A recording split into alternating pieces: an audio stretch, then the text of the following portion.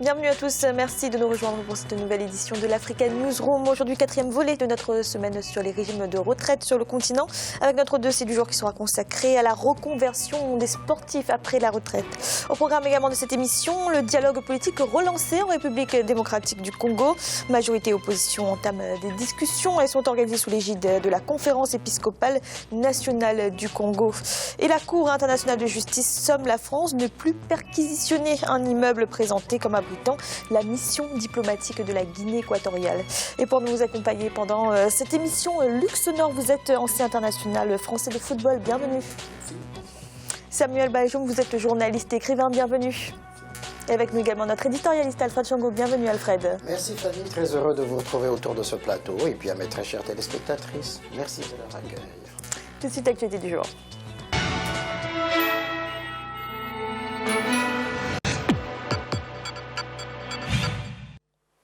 Ce sont un peu les négociations de la dernière chance en République démocratique du Congo. Un second dialogue politique se tient sous la médiation de la Conférence épiscopale nationale du Congo. L'enjeu est de conclure un accord permettant d'organiser une transition jusqu'à l'élection du successeur du président Joseph Kabila. Reportage de notre correspondant Jacques Amboka.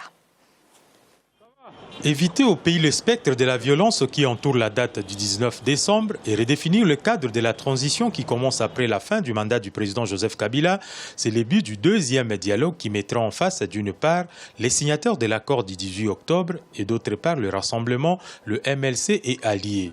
Sous la médiation de la Conférence épiscopale nationale du Congo, ces travaux débutent ce jeudi 8 décembre. L'idée est bonne, élève ma bonne, elle est salutaire parce que surtout que la mission en question, c'est lui-même le chef de l'État qui avait demandé aux hommes de Dieu, les évêques de l'Église catholique, ce sont de grandes personnalités, des gens éminemment intelligents. Donc si le deuxième dialogue aura lieu, ça sera bénéfique pour nous qui sommes Congolais parce que ça va décrisper la situation. La Conférence nationale épiscopale du Congo, CENCO, a fixé à 15 le nombre de délégués par composante. Du côté du rassemblement de l'opposition, on croit que c'est la dernière chance pour éviter les pires.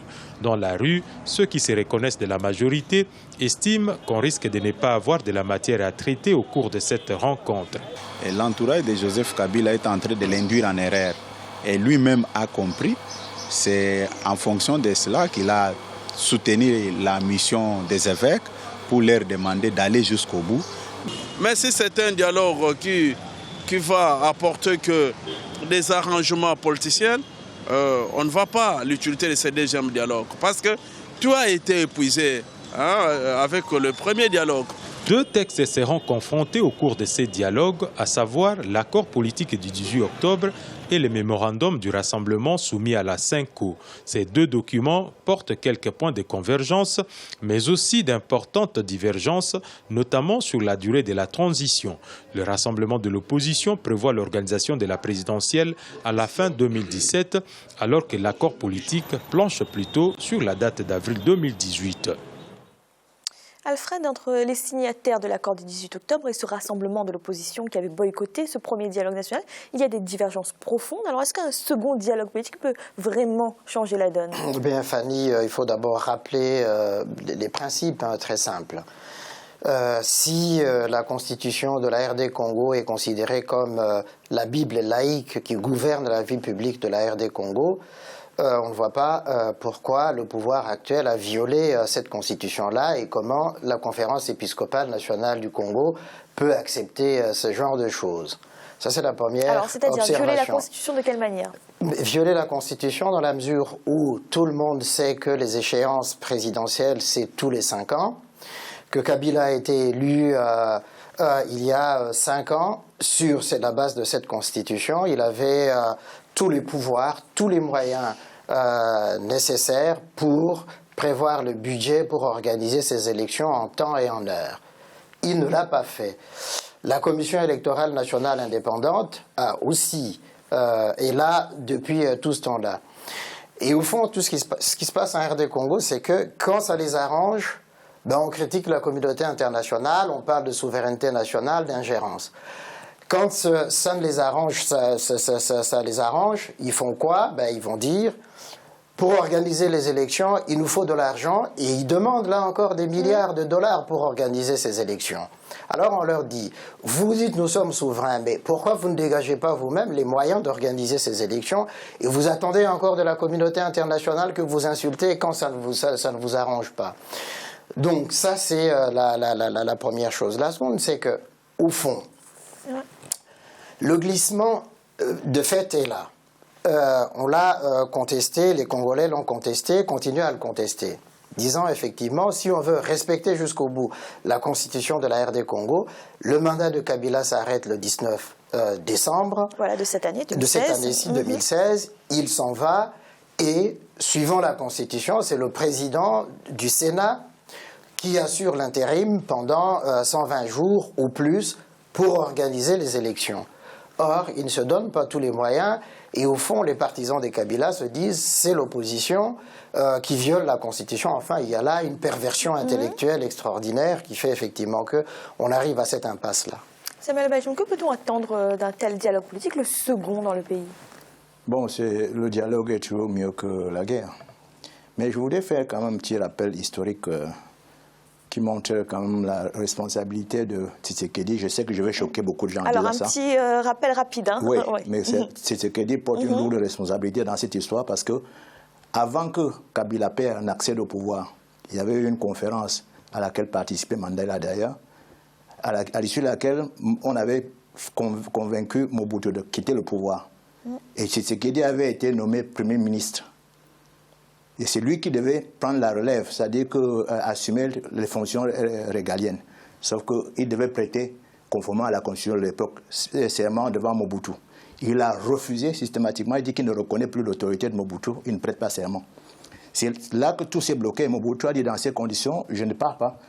Et résultat, on a laissé le temps à Kabila Père de venir s'installer au Congo. Ouais. Oui, il avait signé l'ordonnance présidentielle, sauf qu'il avait rayé le nom de Mobutu. Oui. Et donc ça a entraîné ce blocage. Voilà, exactement. Il a dit qu'il ne reconnaissait plus l'autorité de Mobutu.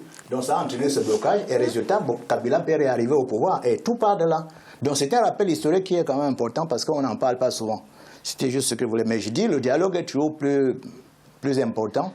Bon, évidemment, comme tu dis, il faut quand même qu'eux-mêmes soient sérieux. Il faut que chacun joue les règles du jeu avec honnêteté. Alors justement, ce dialogue, c'est sous la médiation de la conférence épiscopale nationale du Congo. Qu'est-ce que ça peut changer?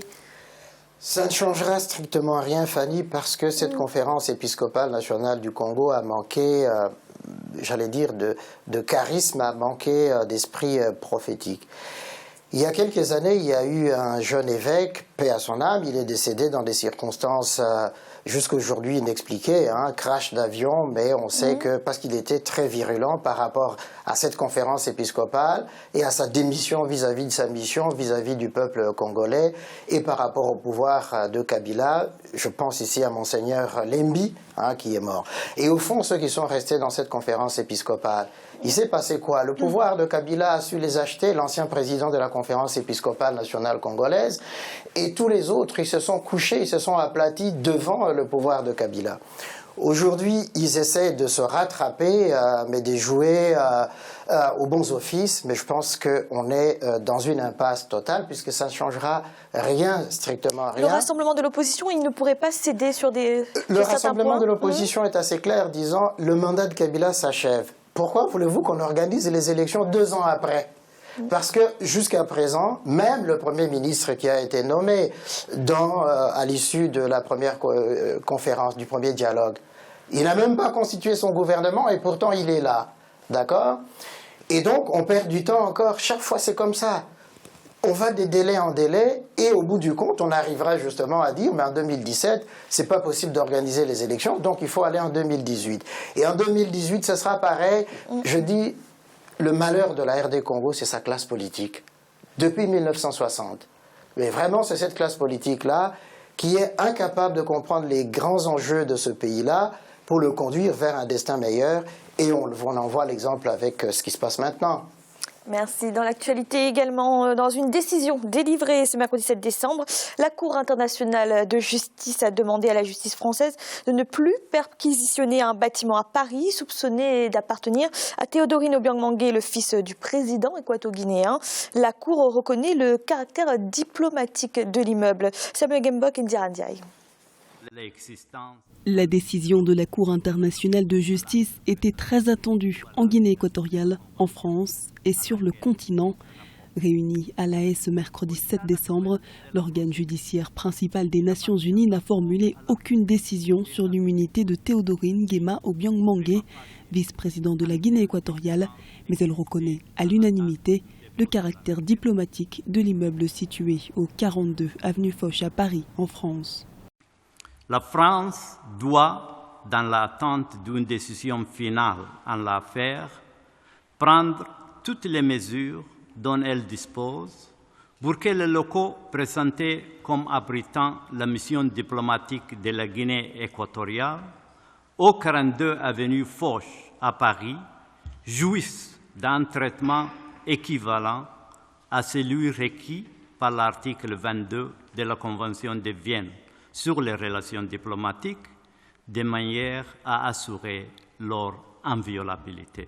Selon la requête de la Guinée équatoriale, de multiples échanges ont eu lieu entre le pays du président Teodoro Obiang Nguema Mbazogo et la France au sujet de l'immunité du second vice-président chargé de la défense et de la sécurité de l'État, ainsi qu'au sujet du statut juridique de l'ensemble immobilier mis en cause, mais que toutes les tentatives de règlement initiées par la Guinée équatoriale ont échoué.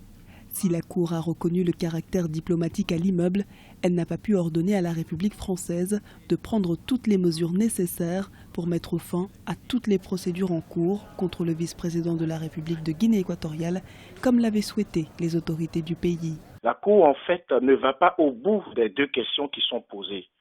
Elle fait la distinction entre le statut de M. Nguema en disant qu'elle ne peut pas répondre sur le fait que celui-ci peut faire valoir dans l'affaire en question sa qualité de vice-président de la Guinée équatoriale et donc ne peut pas faire valoir l'immunité qui s'attache normalement à cette qualité. Mais comme il y a eu, comme je le disais, une saisie d'immeubles et que notamment il s'agissait d'un immeuble abritant des locaux diplomatiques, la Cour, elle, conclut sur ce point-là que la France a violé les droits de la Guinée équatoriale en saisissant des locaux diplomatiques. Si les inquiétudes persistent sur les poursuites à l'égard de Théodorine Nguema Obiang Mangué, la France devra respecter, comme tous les États partis, l'article 22 de la Convention de Vienne sur les relations diplomatiques, de manière à assurer leur inviolabilité. Elle ne peut donc plus procéder à d'autres perquisitions dans cet immeuble, une victoire juridique, mais surtout politique pour le pouvoir central équato-guinéen. Alfred, on peut parler de première victoire pour la Guinée équatoriale ? Non, je dirais simplement, Fanny, c'est un jugement de Salomon. La Cour internationale de justice a coupé la poire en deux. D'un côté, évidemment, on reconnaît le caractère diplomatique de l'immeuble. De l'autre, on ne peut pas se prononcer sur l'immunité diplomatique de Théodorine Obiang Nguema Mbazogo. Voilà, c'est-à-dire que la procédure engagée n'est pas suspendue. Exactement. Donc, du coup, on se dit, bon, la Cour ne s'est pas foulée vraiment, pour trouver, régler le problème une bonne fois pour toutes, mais je pense que par d'autres voies, la question sera réglée entre la France et puis la Guinée équatoriale. Les discussions sont toujours en cours pour sortir de cette impasse juridique. Dès le moment où on reconnaît que cet immeuble-là est un immeuble diplomatique, il revient à la justice française de remettre d'abord les biens saisis justement à l'intérieur de cette propriété-là, et ensuite de voir dans quelle mesure la question de l'immunité peut se reposer et si la France peut juger Théodorine Obiang Nguema. Samuel Bajom, que pensez-vous de cette décision ? Alors, à la fois, la Cour internationale de justice reconnaît le caractère diplomatique de l'immeuble, en même temps, elle se juge incompétente pour juger l'immunité de Théodorine Obiang Mangué. Oui, ça ne surprend pas. Bon, j'ai travaillé un peu dans la diplomatie, donc je peux peut-être dire apporter certaines précisions. La France n'a pas le droit, conformément à la Convention de Vienne, n'a pas le droit d'aller perquisitionner les locaux diplomatiques, d'autant plus quand il s'agit de l'ambassade de Guinée équatoriale. Ça, c'est un premier fait. Deuxièmement, bon, la France peut contester éventuellement l'immunité de Théodorine machin, parce que à ce niveau-là, c'est des relations entre États. C'est pour ça que quand on veut nommer un ambassadeur, par exemple, dans un pays, on demande d'abord l'accréditation. Et le pays accrédité peut refuser de reconnaître. Donc sur ce plan-là, il faut que les choses soient claires. La France peut très bien contester l'immunité de Théodorine, mais elle n'a pas le droit d'aller perquisitionner les locaux de l'ambassade. Que dirait-on si à Malabo, la Guinée allait perquisitionner les locaux de l'ambassade de France? Ça, c'est une violation de droit et ça, ce n'est pas normal. Donc, il faudrait que les choses... C'est bien que la Cour ait pris cette décision. Et effectivement, je comprends la prudence de la Cour sur la question d'immunité, mais bon, la Cour n'a pas vraiment à trancher là-dessus. Mais est-ce que cette décision amène de fait, oblige de fait la France à rendre les biens saisis? Pour ce qui est des biens, si les biens ont été saisis dans les locaux, voilà, dans les locaux d'immeubles, qui sont les locaux diplomatiques, la France doit restituer ces biens. Parce que la violation des locaux diplomatiques, normalement, ça ne se fait pas. C'est un excès de pouvoir dans cette matière-là. Oui, mais non, mais en l'occurrence, quand nous disons la France, ce n'est pas la France qui s'est portée partie prenante contre la Guinée équatoriale. Ouais, la justice française. La justice française, à partir de la demande d'un certain nombre de groupes de pression ici en France, qui ont effectivement fait pression pour que cela se fasse. Donc c'est la justice française qui est en cause dans cette histoire-là. Et de toute façon, dès le moment où la Cour de justice, la Cour internationale de justice s'est prononcée sur le caractère diplomatique de l'immeuble, je ne vois pas comment la justice française peut faire autrement pour ne pas respecter cet arrêt. En revanche, sur la question de l'immunité, ça, la justice peut continuer à enquêter, peut décider de Alors justement, poursuivre. Théodorine Obiang Mangué sera jugé à partir du 2 janvier 2017. En tout cas, il est convoqué devant le tribunal correctionnel de Paris. Va-t-il se présenter, d'après vous, à ce procès? De lui-même, il ne se présentera pas, mais ses conseils se présenteront pour demander l'annulation pure et simple de la procédure. Non, je voulais quand même préciser par rapport à ce que tu dis. Non, ce n'est pas la justice française. C'est l'État français. Non, attends. En matière diplomatique, c'est des relations entre États. Il faut restituer le problème. Alors, Samuel Bajoum, on écoute jusqu'au bout et ensuite... Quand il dit c'est la justice française, non. L'immunité, le statut diplomatique est conféré par les États. Ce n'est pas par la justice. Le gouvernement français doit dire à sa justice, ça, c'est un abus de droit. Non, c'est pas ça. Alors, réponse d'Alfred, après on termine. La saisie de l'immeuble, là, c'est le gouvernement équato-guinéen qui fait prévaloir du caractère diplomatique. Mais au moment où l'action de la justice française a été lancée, il n'était nullement question que cet immeuble-là était l'ambassade de la Guinée équatoriale. D'accord? C'est suite à la demande, justement, à la plainte de la Guinée équatoriale auprès de la Cour internationale pour prouver qu'il s'agit, c'est pourquoi ce n'est pas la France qui a dit au juge d'aller saisir cet immeuble-là. L'immeuble était considéré comme un appartement, les appartements privés de Théodorine. C'est pourquoi la justice a envoyé diligenter l'enquête et puis les juges pour aller saisir les biens là-dedans. Dans ces conditions, oui. Merci messieurs. Nous allons marquer une courte pause un instant, la deuxième partie de l'Africa Newsroom. A tout de suite.